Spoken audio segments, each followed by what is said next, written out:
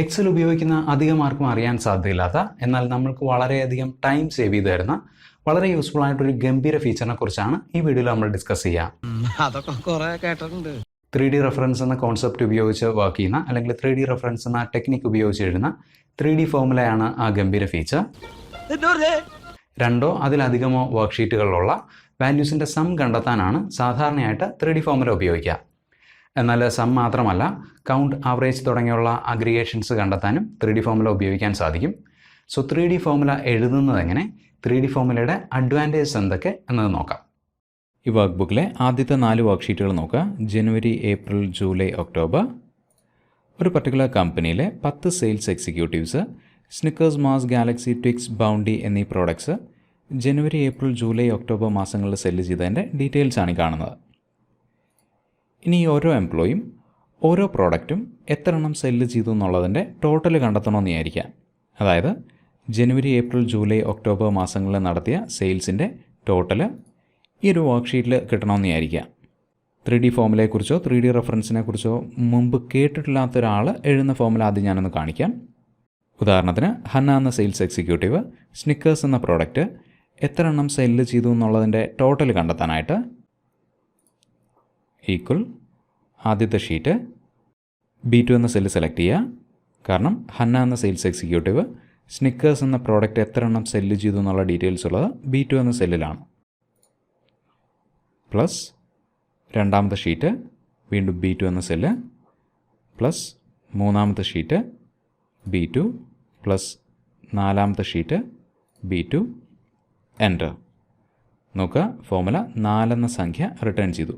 കാരണം ഇവിടെ 4 ഷീറ്റുകളിലും B2 എന്ന സെല്ലിൽ ഞാൻ 1 എന്ന വാല്യൂ ആണ് ഉപയോഗിച്ചിരിക്കുന്നത്. മനസ്സിലാക്കാൻ എളുപ്പത്തിന് വേണ്ടിയാണ് ഈ വാല്യൂ ഉപയോഗിച്ചത്.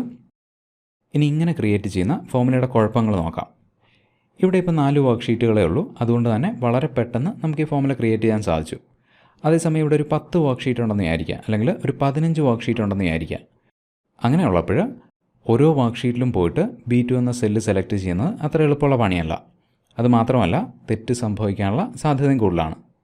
ഈ ഫോർമുലയുടെ മറ്റൊരു കുഴപ്പം, പുതിയതായിട്ട് ഡേറ്റ വന്നു എന്ന് വിചാരിക്കുക. അതായത് പുതിയ വർക്ക്ഷീറ്റുകളിൽ ഡേറ്റ വന്നു എന്ന് വിചാരിക്കുക. ആ ഡേറ്റ കൂടി ഇവിടേക്ക് ആഡ് ചെയ്യണമെങ്കിൽ ഈ ഫോർമുല നമ്മൾ മോഡിഫൈ ചെയ്യേണ്ടതായിട്ട് വരും. പക്ഷേ 3D ഫോർമുല ക്രിയേറ്റ് ചെയ്യുമ്പോൾ ഇങ്ങനത്തെ കുഴപ്പങ്ങളൊന്നുമില്ല. വളരെ പെട്ടെന്ന് ഫോർമുല നമുക്ക് ക്രിയേറ്റ് ചെയ്യാൻ സാധിക്കും. അതുമാത്രമല്ല, അഡീഷണൽ ഡേറ്റ വളരെ എളുപ്പത്തിൽ ഈ 3D ഫോർമുലയിൽ ഇൻക്ലൂഡ് ചെയ്യാൻ സാധിക്കും. അതെങ്ങനെയെന്ന് നോക്കാം. അത് ഈ ഫോർമുല ഡിലീറ്റ് ചെയ്യുന്നു. ഈ 4 വർക്ക്ഷീറ്റുകളിലെയും B2 എന്ന സെല്ലിലുള്ള വാല്യൂവിൻ്റെ ടോട്ടൽ ഈ സെല്ലിലേക്ക് കിട്ടാനായിട്ട് equal sum function bracket open ചെയ്യുക. ആദ്യത്തെ ഷീറ്റ് സെലക്ട് ചെയ്യുന്നു. ഷിഫ്റ്റ് കീ ഹോൾഡ് ചെയ്ത് പിടിച്ച് അവസാനത്തെ ഷീറ്റ്, അതായത് ഒക്ടോബർ എന്ന ഷീറ്റ്. ഇനി B2 എന്ന സെല്ല് സെലക്ട് ചെയ്യുക. നോക്കുക, ഈ ഫോർമുലയുടെ അർത്ഥം ഇതാണ്: ജനുവരി മുതൽ ഒക്ടോബർ വരെയുള്ള ഷീറ്റുകളിലെ B2 എന്ന സെല്ലിലുള്ള വാല്യൂസിൻ്റെ സം കണ്ടെത്തുക. ബ്രാക്കറ്റ് ക്ലോസ് ചെയ്യുക, എൻ്റർ. നോക്കുക, ഫോർമുല 4 എന്ന സംഖ്യ റിട്ടേൺ ചെയ്തു. ഇനി ഇതിലേതെങ്കിലും ഒരു ഷീറ്റിലെ B2 എന്ന സെല്ലിലുള്ള വാല്യൂ നമുക്കൊന്ന് ചേഞ്ച് ചെയ്ത് നോക്കാം. 15, എൻ്റർ. നോക്കുക, അതിനനുസരിച്ച് ഫോർമുല അപ്ഡേറ്റ് ചെയ്ത് കാണാം.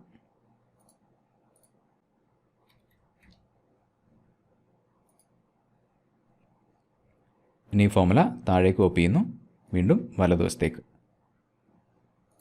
ജനുവരി 10, ഏപ്രിൽ 10, ജൂലൈ 10, ഒക്ടോബർ 10, ടോട്ടൽ നോക്കിക്കഴിഞ്ഞാൽ 40. ഇനി 3D ഫോർമുലയുടെ ഏറ്റവും വലിയൊരു അഡ്വാൻറ്റേജ് നോക്കാം. പുതിയ വർക്ക്ഷീറ്റുകളിൽ ഡേറ്റ വന്നു എന്ന് വിചാരിക്കുക. ഉദാഹരണത്തിന് ഫെബ്രുവരി, മാർച്ച് എന്നീ മാസങ്ങളിലെ ഡേറ്റയാണ് ഈ കാണുന്നത്.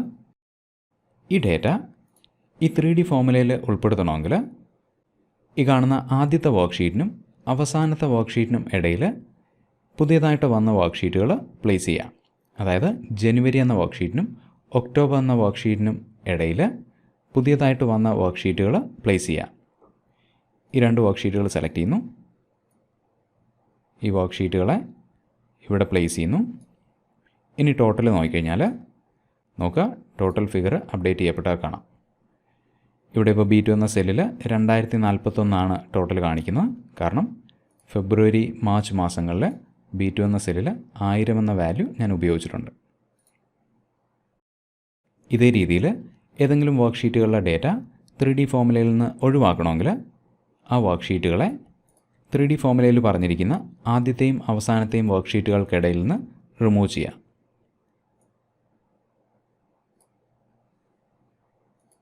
നോക്കുക, ടോട്ടൽ അപ്ഡേറ്റ് ചെയ്യപ്പെട്ടാൽ കാണാം. സം ഫംഗ്ഷന് പുറമെ ആവറേജ്, കൗണ്ട്, മിൻ, മാക്സ് തുടങ്ങിയ ഫംഗ്ഷൻസും 3D റെഫറൻസ് സപ്പോർട്ട് ചെയ്യും. ഉദാഹരണത്തിന് ലിസ എന്ന സെയിൽസ് എക്സിക്യൂട്ടീവ് ഗാലക്സി എന്ന പ്രോഡക്റ്റിന് വേണ്ടി നടത്തിയ ആവറേജ് സെയിൽ കണ്ടെത്താനായിട്ട് ഈക്വൽ ആവറേജ് ബ്രാക്കറ്റ് ഓപ്പൺ ചെയ്യുക. ആദ്യത്തെ വർക്ക്ഷീറ്റ് സെലക്ട് ചെയ്യുക, ജാനുവരി. ഷിഫ്റ്റ് കീ ഹോൾഡ് ചെയ്ത് പിടിച്ച് അവസാനത്തെ വർക്ക്ഷീറ്റ്, അതായത് 4ാമത്തെ വർക്ക്ഷീറ്റ് ലിസ ഗാലക്സി, എൻ്റർ. ഇനി മാക്സ്, മിൻ എന്നീ ഫംഗ്ഷനുകൾക്കുള്ളിൽ 3D റെഫറൻസ് എങ്ങനെയാണ് ഉപയോഗിക്കുന്നത് നോക്കാം. ഉദാഹരണത്തിന് ഈ 4 വർക്ക്ഷീറ്റുകളിലുള്ള ഏറ്റവും വലിയ വാല്യൂ കണ്ടെത്താനായിട്ട് equal max function bracket open ചെയ്യുക.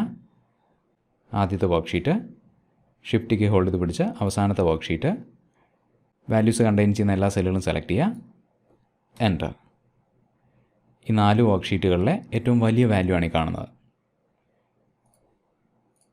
1000-നേക്കാൾ വലിയൊരു വാല്യൂ ഞാനിവിടെ ഉപയോഗിക്കുന്നു, എൻ്റർ. നോക്കുക, റിസൾട്ട് അപ്ഡേറ്റ് ചെയ്യപ്പെട്ടാൽ കാണാം. 4 വർക്ക്ഷീറ്റുകളിലുമായിട്ടുള്ള ഏറ്റവും ചെറിയ വാല്യൂ കണ്ടെത്താനായിട്ട് ഈക്വൽ മിൻ ഫംഗ്ഷൻ ബ്രാക്കറ്റ് ഓപ്പൺ ചെയ്യുക. ആദ്യത്തെ വർക്ക്ഷീറ്റ്, ഷിഫ്റ്റ് കീ ഹോൾഡ് ചെയ്ത് പിടിച്ച് അവസാനത്തെ വർക്ക്ഷീറ്റ്, വാല്യൂസ് കണ്ടെയ്ൻ ചെയ്യുന്ന സെല്ലുകൾ സെലക്ട് ചെയ്യുന്നു, എൻ്റർ.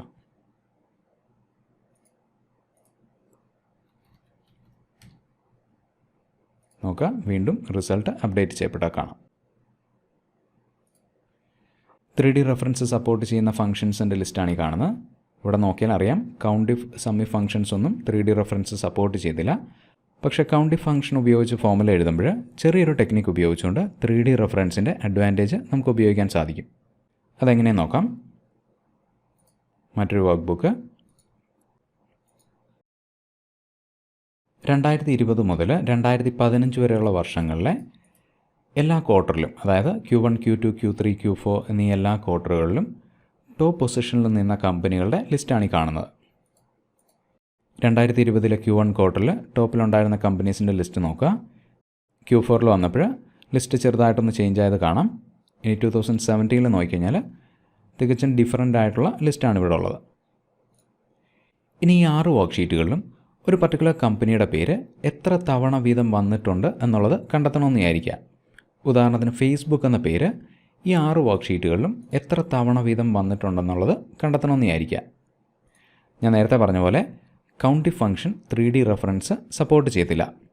സോ നമുക്ക് ചെയ്യാൻ സാധിക്കുന്നതാണ്, ഓരോ വർക്ക്ഷീറ്റിലും ഫേസ്ബുക്ക് എന്ന പേര് എത്ര തവണ വീതം വന്നിട്ടുണ്ടെന്നുള്ളത് കൗണ്ട് ഇഫ് ഫംഗ്ഷൻ ഉപയോഗിച്ച് കണ്ടെത്തുക.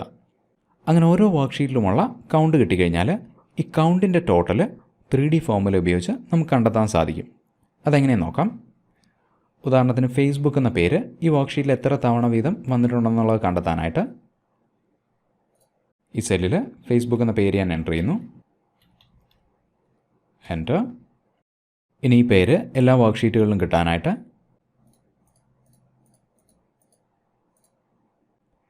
രണ്ടാമത്തെ ഷീറ്റ് സെലക്ട് ചെയ്യുന്നു, ഷിഫ്റ്റ് കീ ഹോൾഡ് ചെയ്ത് പിടിച്ച് അവസാനത്തെ ഷീറ്റ് ഈ സെല്ലിൽ ഈക്വൽ ആദ്യത്തെ ഷീറ്റ് സെലക്ട് ചെയ്യുക, ഫേസ്ബുക്ക് എന്ന പേര് കണ്ടെയ്ൻ ചെയ്യുന്ന സെല്ല് സെലക്ട് ചെയ്യുക, എൻ്റർ. നോക്കുക, ഈ വർക്ക്ഷീറ്റുകളെല്ലാം ആദ്യത്തെ ഷീറ്റിലേക്ക് ലിങ്ക് ചെയ്യപ്പെട്ടു.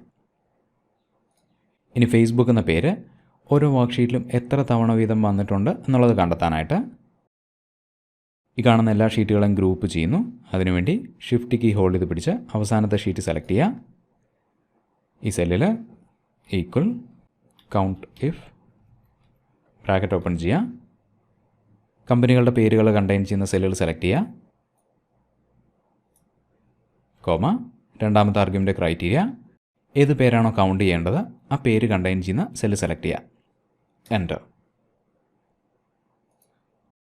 നോക്കുക, ഓരോ വർക്ക്ഷീറ്റിലും എത്ര തവണ വീതം ഫേസ്ബുക്ക് എന്ന പേര് വന്നിട്ടുണ്ടെന്നുള്ളത് നമുക്കിവിടെ കിട്ടി.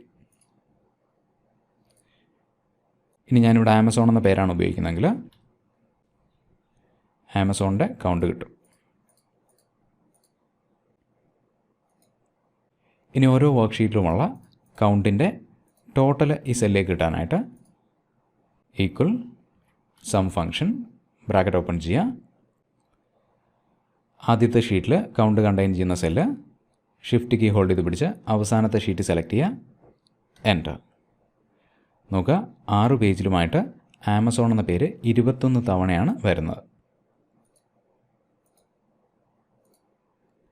ഇനി ജോൺസൺ ആൻഡ് ജോൺസൺ എന്ന പേരൊന്ന് ഉപയോഗിച്ച് നോക്കാം.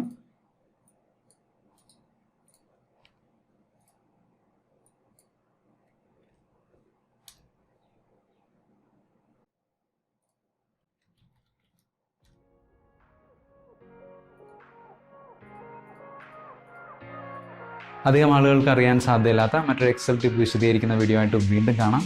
Thanks for watching and wish you A great day.